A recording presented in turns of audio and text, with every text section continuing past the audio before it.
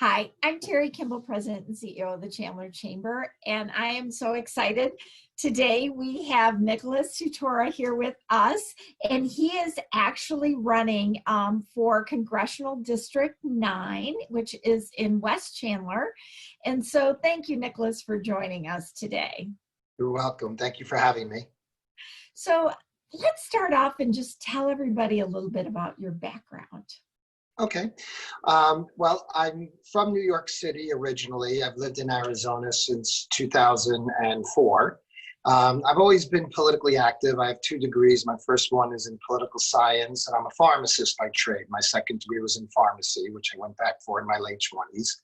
I was a regional delegate in the American Pharmaceutical Association. It was an elected position. I represented New York and all of New England to the American Pharmaceutical Association. We went to DC, we drafted legislation governing the practice of pharmacy nationwide. So I've been a practicing pharmacist for 25 years, over 25 years. And really, with what's going on in the country recently, I felt I just couldn't sit by and stay inactive. In my opinion, our Bill of Rights is under attack. The Constitution itself, our very way of life, is under attack. So I couldn't sit by on the sidelines. I decided to run. And things are going great. It's a CD9 is a fantastic district. It's very diverse, but it really, to me, embodies what America is. It's like a microcosm of the entire nation here in CD9. So I think it's really important that you have representation that addresses that does represent all the voices in the district. That is true. So what do you feel is, what qualities do you think that you're going to bring to the district that are really important? Well, a few things. The first thing is really, it's kind of strange. I never thought I would live to see an election where the issue is the very existence of the country itself. A lot of our founding principles are under attack. There's no 2 ways about it. So what I intend to bring is a very strong voice for liberty, individual liberty, the Bill of Rights, First Amendment, Second Amendment, privacy rights, due process, property rights, which are completely under attack. So I tend to be a very strong voice for that. The other thing that I intend to bring to the district is, as I said, the district is evenly split. And yes, I have my point of view, but I think a politician, your job as a representative is not just to represent people with your point of view. It's to represent all the voices in the district. That's how you avoid the polarization. And I feel that's not currently happening. So I'd like to bring that. I think that whether you're on the right or the left or somewhere in the middle, I think most of us have the same goals in mind. It's really how we get there. I don't think anybody's looking to make the country worse necessarily, although maybe there are some extreme people who are looking to tear down the country, that's for sure. But overall, the community, I think, really wants what's best for the community, but we're getting divided by a lot of media, and a lot of things are pushing our hot buttons. So I hope I can bring some calm and some real representation to all the people. I don't necessarily have to agree with somebody to represent them. I kind of make this point to people a lot. Lawyers, they represent people all the time they don't necessarily agree with. So just because I might not have somebody's position on an issue doesn't mean I don't understand that issue and can't represent them. So what distinguishes you from the other candidates? Well, I'm a Republican. So I'll start with the Republican field. Truthfully, we need a candidate who can win the district. Okay, the Republicans were the lowest in the registration. Independents are the highest, followed by the Democrats, followed by the followed by the Republicans. Independent, Democrat, and then Republican. So what makes me different is I can win the district by reaching out to all the varied demographics that are in the district. I feel that often the Republicans run a candidate that only appeals to the Republican base. And that may be good. You say, okay, we're great, we're patting each other on the back, we're great Republicans and things like this, but you're not going to win the general election that way. So the way I work with it is I take in order to get Democrat and independent support, I take some of their key issues and then I give them Republican solutions to those issues. The other thing I feel makes me unique in the Republican field is one of my competitors, Giles. He's run a bunch of times before and has not been able to win the district. Last time he won and lost in the primary 2-1. So I mean, I don't think he could beat Stanton in a general election. Plus, he doesn't even live in the district, which is kind of interesting to me. And then and then Sam Wang, who's a Chandler councilman.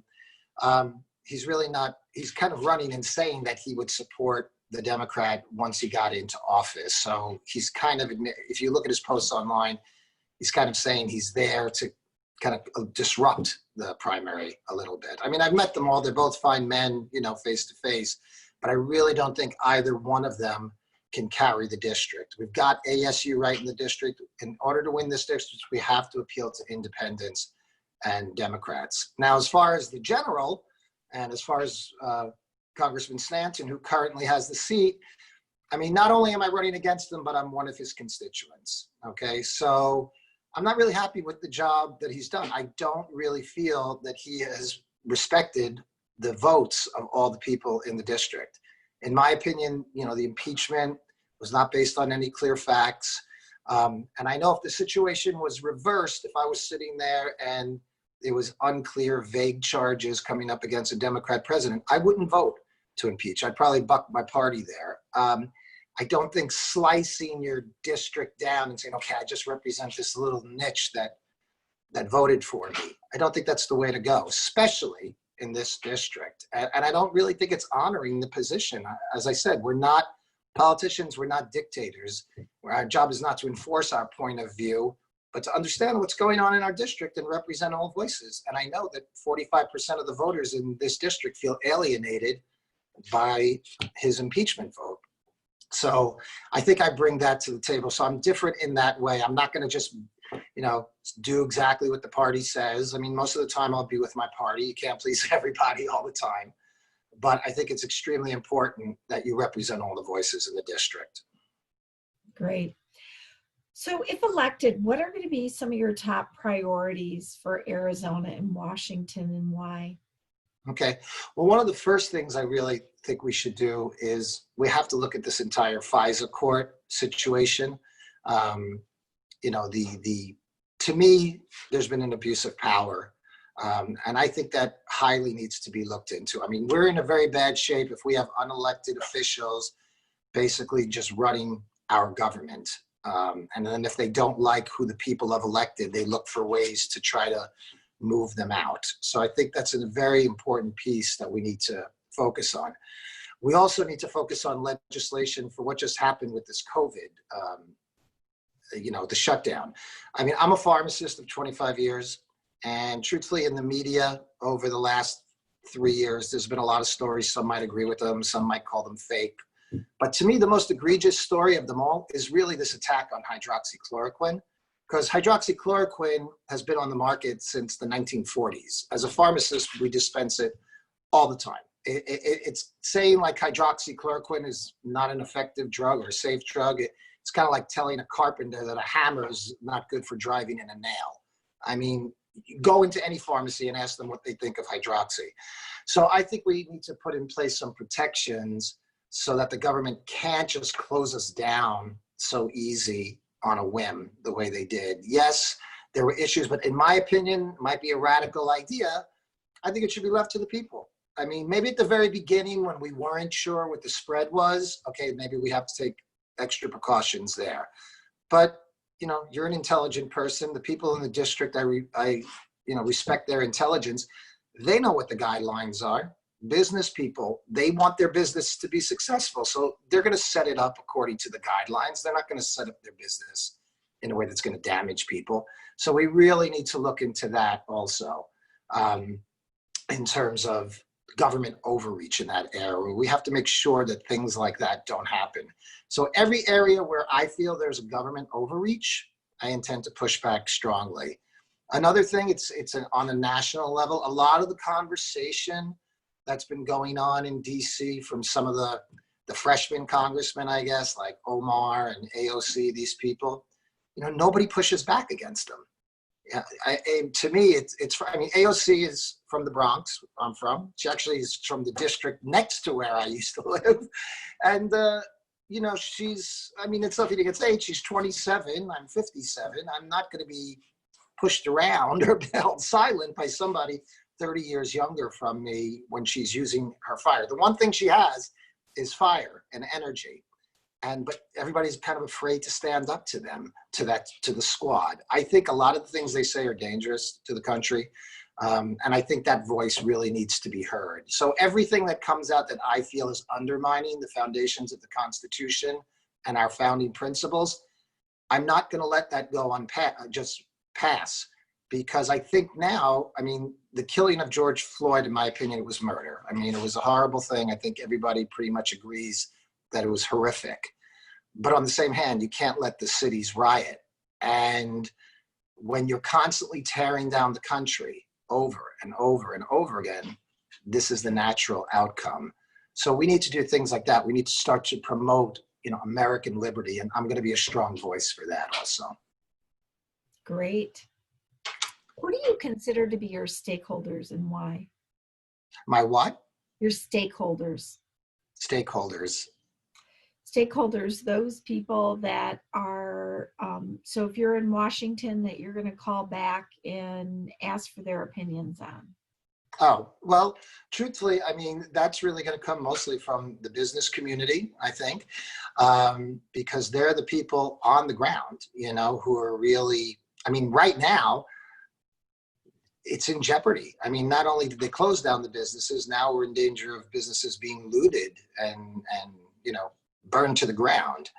So I need to hear what those people want. The stakeholders that I intend to listen to are the people who are actually on the ground. And it's part of the problem I think that the party has had. They're listening to kind of party inside. I mean, there's a whole part of the district. I have a large outreach in my campaign to millennials. Because that's a big, huge part of the district that nobody really pays attention to. So I think the most important thing is listening to the actual people who live in your district, who actually represent, who make up the district, not like these small special interests. I mean, I see Stanton doing this a lot, trying to put together this group and that group and trying to piece together a coalition, which is in some ways legit, but in other ways, you're missing the big picture, in my opinion. So I intend to be interacting basically with everybody in my district, anybody who's got something to say, anybody who wants to call me, those are the people I'm going to be listening to. You never know where the next great idea is coming from. That's one of the things I love most about campaigning. You know, you're out there, you're talking, you're tired, but it's like the very next person says something that changes everything for you. So I think wisdom comes from all corners. Great. How do you intend to control and or eliminate the federal government overreach into businesses' ability to manage their workplace? Well, you really have to, I mean, it's, again, so much of it is really about the voice that you're creating. You know, it's not about being in front of the camera necessarily. It's not about getting that media time, but that is an important part of it. I also was a public speaker for about 5 years or so. I did a lot of large seminars, like my 1,500 were my largest seminars.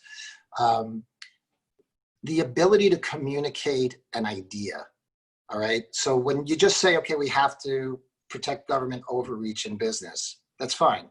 But if you're not out there every single day pointing it out and driving the issue, you've got to, on a lot of issues, I feel the first step, yes, we have to have legislation for these things to make sure there's no government overreach.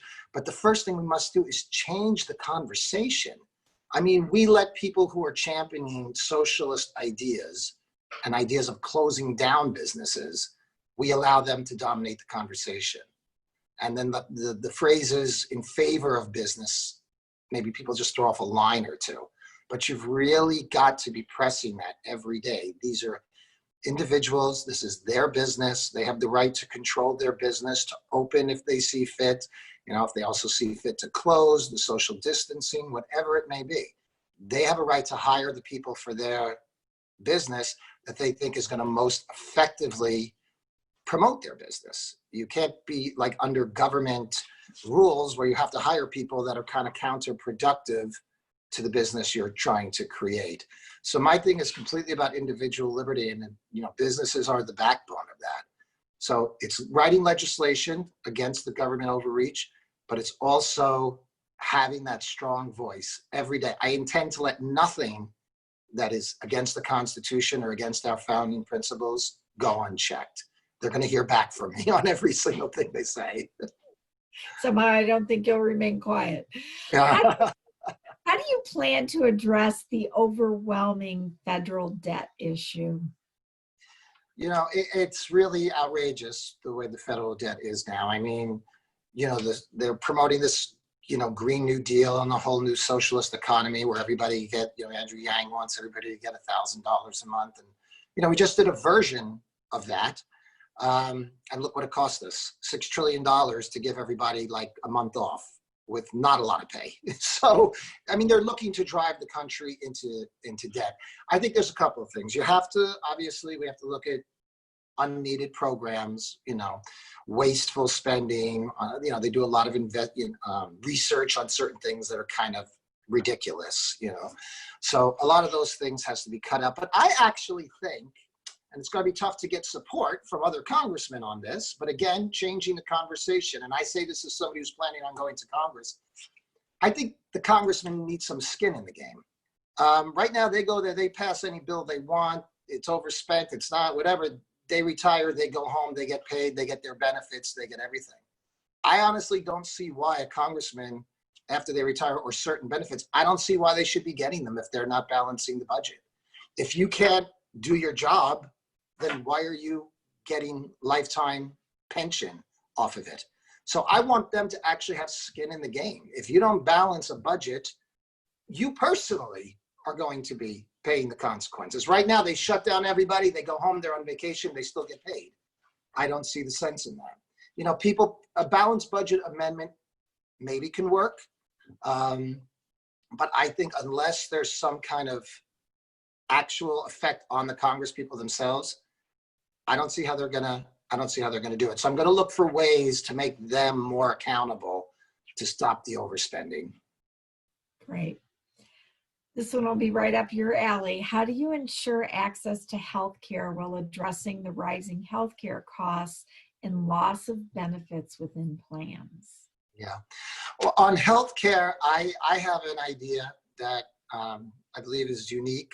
It may sound a little out there, but I definitely think it could work if approached the right way. Right now, I mean, being a pharmacist, obviously, healthcare is essential to me. So basically, I see a lot of plans being offered up either by Republicans or Democrats. As a healthcare professional, I look at them and that's not really going to work for this reason, that reason. I think we need to focus on what the crux of the matter is, okay? And this is where I say people basically agree on the outcome. We got about 10 to 30 million people in this country who are uncovered. I mean, there's things that have to do with cost, but let's start with first things first. We want to figure out how to get those 10 to 30 million people covered.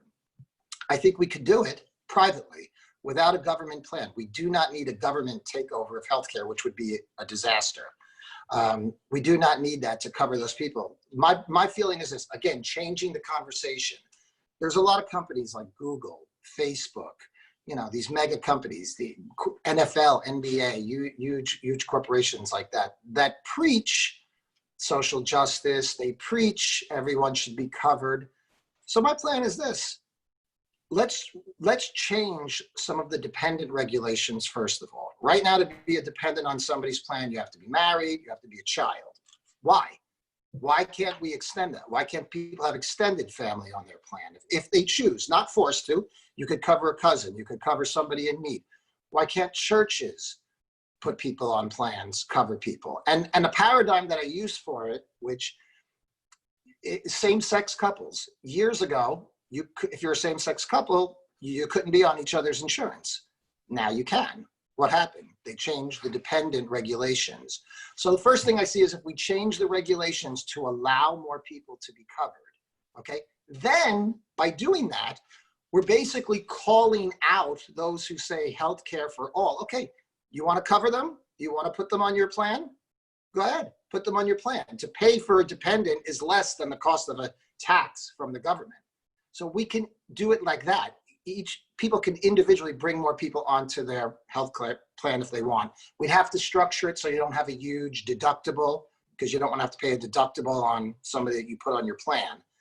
So that's one way. The other way is to cover 10 to 30 million people, you don't need 330 million people in a healthcare plan. You can do it. Like 60 million people voted for Hillary Clinton, 65 million people. So I would say a lot of them think there should be some kind of government healthcare. Even Republicans might think it. So you've got enough people and you've got enough industries where they can start to cover everybody, like these companies like Google and Facebook. So I would call them on it. I would call them into my office. I'd sit down with their representatives. Okay, you want to cover people? Do it. Like, what's stopping them? What's stopping Google from paying the insurance for 100,000 Americans? What's stopping the NFL from donating one Sunday's receipts across the board to people who need health insurance? I think LeBron James could take a little bit cut of his salary to cover some people. And people say, oh, they'll never do that. You know, you're crazy. You know, why would they do that? There's nothing for them in that. There's advertising in them for that. There's publicity for that in them. We're Facebook. We're the company that covers 100,000 Americans. And this is what I'm saying about bringing people together, because I think everybody would like to see people insured. Everybody have health cover, but they don't want to be forced into it. So basically, I'm going to call it their bluff. You want to cover them? I'm going to give you the opportunity to voluntarily cover people, and we're going to press it. And then if they remain uncovered, well, then we know they were just talking. There was a lot of talk, and it really wasn't that sincere. But we don't need to change the whole healthcare system. Start with that. Get everybody covered. I mean, I could see the ad in the Super Bowl. We're Google, and we cover 50,000 Americans. Oh, people are going to like Google. People are going to like your company. We don't need the government to solve it. The money is out there. The will is out there. The ideas are out there. And that's one of the great things that the president does. He tries to bring, business type of solutions. So we have to think outside the box when it comes to healthcare, because if we don't, no plan. I mean, all the plans that they put together, they're just kind of absurd. If you're a healthcare professional looking in, you're like, this could never work. And you could see the 25 reasons why. So that's the way I really want to approach it. Changing the conversation and get people to voluntarily start to cover others. The other thing that does is that preserves the free market.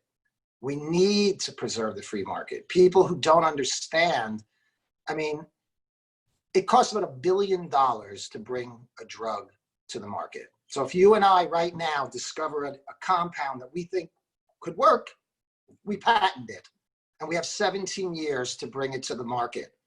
But if we go only after testing and everything, let's say it's ready to go in year 14, we only have 3 years to make back our profit, all our investment. So that's why sometimes the prices are high. And for every one that comes to the market, hundreds don't come to the market. The research stops at like 500 million, 600 million. So if you make it a government system, or it's not, it's not privately funded and it's not for profit, you're going to kill all the R&D that's going on. And another really bad thing along with that is I'm going to fight very strongly, and this will be another top issue of mine, bringing our pharmaceutical manufacturing back to the United States. Because if coronavirus revealed one thing, it revealed that. It's obscene, to be perfectly honest, that our antibiotics, penicillin, are made in China. We're dependent on other countries who are not, our philosophy is not in harmony with, for our citizens' well-being. So that's another key issue we have to work on. Great. Well, our time has just flown by, and you have been a wealth of knowledge. But before we wrap this up, is there something else that you feel is important for our business community and people to know about you that I may not have asked you about, or that you may not have covered? Well, what I would just like to say is my experience is a working person. I mean, I've been a pharmacist in the community in Arizona since 2004. So I've been in a retail setting a lot of the time, sometimes corporate, but I'm on the ground every day, and I see what businesses do and what they have to deal with. And I see what the wrong regulations, how they can destroy somebody's profitability. People think profit margins are so huge, and companies, they have all this extra money. We saw, you got 2 extra weeks of shutdown, your profit margin is disappearing. So I understand what's going on the ground. And I also found it very interesting that, Walmart, Target, Home Depot, Lowe's, all the big ones, were able to stay open. Somehow they magically could social distance, but the small ones can't. So to the local business owners, I would let them know that from experience, from being on the front lines, not being a professional politician, I've been right where they are. And their independence and their ability to turn a profit and to practice freely without government interference, as minimal as possible, is essential to the success of their business. Absolutely. Nicholas Tutora is running for Congressional District CD9 in Chandler. So thank you very much for joining us, and we wish you the very best in your quest. Thank you. Thank you for your time. Thank you.